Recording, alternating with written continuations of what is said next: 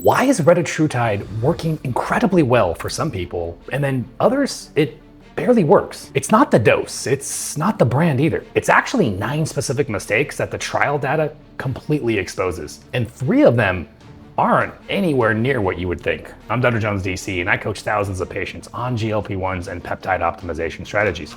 I've lost over 100 pounds myself, and I've been through the typical struggles, and now I work with our medical team helping people get this right. So today we're counting down the biggest mistakes standing between you and the success that you've been chasing. So you don't have to learn them the hard way. One of them is the high dose versus low dose argument that's tearing this community apart, and the trial data just completely ends it. One of them is a side effect timing twist that catches people who think they've passed the rough part. And by far the biggest mistake that makes every other one on this list much worse. So step 1, drop your starting dose in the comments. There's a moment in this video where it's going to matter. So take care of that really quick. 3, 2, 1. Okay, so let's do this. Okay, number 9 on this list. We're gonna go backwards. Stop injecting in the same spot every single week. I see this stuff all the time. Patients pick a side in their belly that they like, and they just hit that same square inch over and over and over. And within a couple months, the tissue underneath is different. You see, tissue builds underneath, what providers call lipohypertrophy, which creates absorption issues, and it gets unpredictable. So take the same dose on the same schedule, but the drug levels can show up in your system completely different than it did the week before. And then you blame your dose. Rotate sides, rotate spots, belly, thigh, back of the arm. Give every injection site at least a week before you go back to the same area. Mechanical mistake, easy fix. Now, number 8 is the one that I see wreck more weight loss than any other beginner mistake. And most people doing it, they don't even realize they're doing it. Not eating enough protein. You see, when Reta hits and your appetite drops off a cliff, your food intake collapses. And the first thing that goes is protein. People are eating 30 to 50 to 70 grams of protein a day, and they're feeling fine because the drug is suppressing hunger. So the scale slows down, energy crashes, and workouts feel terrible. That's the GLP-1 crash. It feels like a plateau, but it's not. It's a self-inflicted protein deficit cosplaying as one. So floor your protein every single day, tied to your target body weight in grams. The drug shouldn't be the reason that you're eating less protein than you did before you started. Now that's something that you can actually feel. Okay, number 7, starting Reta with no baseline labs and no follow-up labs. See, Reta touches 3 receptors. 3. That means more is moving inside your body than the single pathway GLP-1 medications. Your blood sugar, your lipids, your liver, your kidneys, your thyroid, your heart rate, all of it is in play. And if you don't have a baseline, you don't have a story. You can't see what's improving, and you can't catch what's drifting. You can't tell whether the drug is working with your physiology or potentially against it. In our clinic, every patient gets the panel that they need before they start. We're talking metabolic panels, lipid profiles, A1C, full functional thyroid panel, but we want to also look at the kidney and liver function. That's not optional. That's the protocol. And the patients who I coach aren't running these labs by themselves. The medical team is, which is exactly the kind of thing that the biggest mistake on this list is going to be about. Now, if you've been running Reta with no baseline labs and no team monitoring what's actually changing inside you, I just want you to know that we offer free discovery calls. Our patient educators will walk through where you're at, what's missing, and whether or not we're a right fit to work together. You guys can text number on the screen or check out the link in the description if you want to explore that. Coming up next, the biggest myth in the entire Reta community. And the trial data, it just ends it. Okay, so number 6, most plateau panics, they're not plateaus. They're just misreads of the trial data. Patients, for example, 8 weeks in, they've lost 4 pounds the first week, 3 pounds the next, then a couple of slower weeks, maybe a single pound, maybe nothing. And then the panic kicks in. I'm plateauing, the drug is failing, I need to push the dose. So let's look at what the trial data actually shows. In the phase 2 trial data of Retatrutide, weight loss, it didn't stop at week 12. At the highest dose, weight loss kept going through week 48. And in that trial, most participants were titrating up at week 12, not at their long-term maintenance dose yet. That means most of the people calling themselves a plateau point at week 8 or week 10, they haven't actually reached the part of the curve where weight loss accelerates. They quit before the drug started doing its real work. Here's how I tell our patients how to read this. If you're under 6 months in and you've had a flat 2 weeks, that's not a plateau. That's where everyone else quits, and that's where the real loss is about to start. Now, I know what some of you might be thinking right now, but Dr. Jones, what if I'm really stuck? Real plateaus can happen, and they do, but they show up later, and they have a clear cause, and they have a clear fix too, that doesn't require pushing up the dose necessarily. And we'll come back to that because I want you to understand that. But for now, drop your week number and how much that you've lost so far in the comments, and I'll jump in and tell you whether what you're seeing matches the trial curve. based on what we see across our patient panel. Okay, mistake number 5 is what people do when they think they're plateauing. And that's where it gets ugly, comparing your progress to someone else's results. Here's the pattern. I see another patient on Reddit who lost 30 pounds at week 12. You're at 12 pounds at the same week, so you're assuming something is wrong with you. So you start changing things, the vendor, the dose, your protein target, your timing. You end up changing so many things, except the one thing that's actually different: the timeline. And that's what we call the blame loop. And if you've ever quietly thought, I'm the only person in the world that Reddit isn't working for, what the heck? You're not. And you're not broken either, when no one else tells you that you're reading the trial curve wrong. Comparison kills patience, and patience kills protocol. Broken protocols kill results. And 6 weeks later, you're convinced that the drug failed, when really you swapped 5 variables in 5 weeks looking for a problem that was just fine. Stop comparing, run your own protocol on your own clock. And if this comparison drives the loop, then dose chasing is what feeds it. Which brings us to number 4. The dose argument tearing this community apart. Aggressive starting dose. Now, if you commented your starting dose at the top of this video, here's where it pays off. Because if you've spent any time online, you've heard it. Low and slow is a mistake. Pick a different GLP-1. If you're not titrating up to at least 4 milligrams, side effects mean it's working, send it. That's the dose escalation trap. And the trial data does not support it, not even a little. The same trial in the New England Journal of Medicine 2023, it was a phase 2 trial on Retatrutide. They tested lower starting doses against more aggressive starting doses. And what they saw at week 48, the lower dose arm, they got the same results and much fewer GI side effects. Comparable results, fewer side effects. Read that again.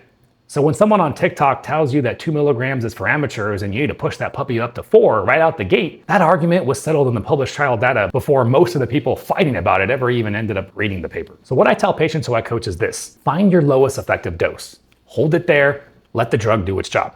That's the lowest effective dose principle. More dose is not more loss. The trial data is on your side if you're patient. If trial data breakdowns like this are useful, actual data, not Reddit speculation, then you need to hit that subscribe button right now, because we put out 2 GLP-1 videos every single week, and you don't want the next one buried in your feed, so make sure you turn on that bell. Okay, so number 3, the side effect timing twist that I teased at the beginning of this video. The one that catches almost everybody who toughs it out, the early symptoms, pushing through severe side effects. So you start Retta, week 1, week 2, nausea, fatigue, maybe some GI rumbles. Reddit says push through, side effects mean that it's working. For mild stuff in weeks 1 through 4, you're often right. That's adaptation, your body is figuring out the drug. But here's where it gets interesting. In the phase 2 Retatrutide trial, heart rate elevation, it didn't peak at week 1, it didn't peak at week 4. It actually peaked around week 24, and it was dose dependent. The higher the dose, the bigger the heart rate elevation at the peak. That's because of the glucagon effect. See, glucagon receptor activation contributes to the thermogenesis and increased cardiac output. And that effect doesn't show up the loudest at the start. It shows up later when you get to the end. It shows up later in the process. So when the drug is fully on board, weeks after you thought you were past the rough part. I call that the maintenance wave. The cardiovascular effect that hits at maintenance dose around week 24 after the early adaptation symptoms are long gone. It catches people who toughed out the early symptoms and assumed that they were home free. So here's the decision rule that I give my patients. Mild nausea, soft stools, appetite suppression in the first few weeks, that's adaptation. Keep it going. Severe vomiting, jaundice, which is yellowing of your skin and eyes, sustained tachycardia, which is like a racing heart rate that won't calm down, chest pain at any week, on any dose, call your provider. That's not a tough it out type moment, okay? And cardiac symptoms appearing at week 16, 20, or 24, even mild, flag them with your prescriber. Don't mess around with this stuff, okay? That's worth a check. Pushing through is the wrong default rule. So here's the real question. If your resting heart rate jumped at week 22, would you know what to do? Take a second to make sure that you understand this. Okay, so now, number 2, the mistake that undoes everything. Abrupt discontinuation. Most people think about stopping while they're losing, and that's a mistake. Here's what the data shows. The step 1 extension trial, that was semaglutide, but we still learned from this, about 2/3 of the weight that was lost, it comes back within 1 year of stopping. The SURMOUNT-4, the tirzepatide trial, was even more brutal. 82% of patients who got switched to placebo gained back at least a quarter of the weight they lost within a single year. 2 of the most studied GLP-1s in the world, and that's the discontinuation story. Now, we don't have Retta-specific withdrawal data yet. Retta is too new, but Retta is producing some of the biggest weight loss numbers that we've seen in a trial for GLP-1s. 3 receptors, top of the class results. So when you stop, I can almost guarantee with a high amount of certainty, that gap between what the drug was doing and what your body can do on its own, it's bigger, not smaller. That's the assumption that I'd run with until the data tells us otherwise. So why does this happen? Because the drug isn't doing the healing work. Your protocol is, or lack thereof isn't, I should say. The underlying metabolic issues, insulin resistance, inflammation, your body's natural set point, those don't get permanently rewired by the drug alone. The medicine creates a window. Take that window away with no protocol underneath, then the signal comes back. So here's the rule that I want to stick with you. A maintenance plan is a day 1 conversation, not a day 365 conversation. If you don't know what your exit plan looks like when you start Reta, then you don't have a plan. You have a regained timeline.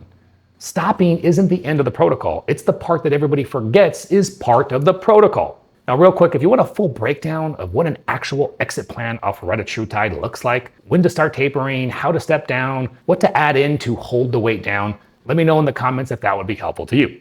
Okay, finally, mistake number 1, the biggest that makes everyone on this list much worse, going on it alone.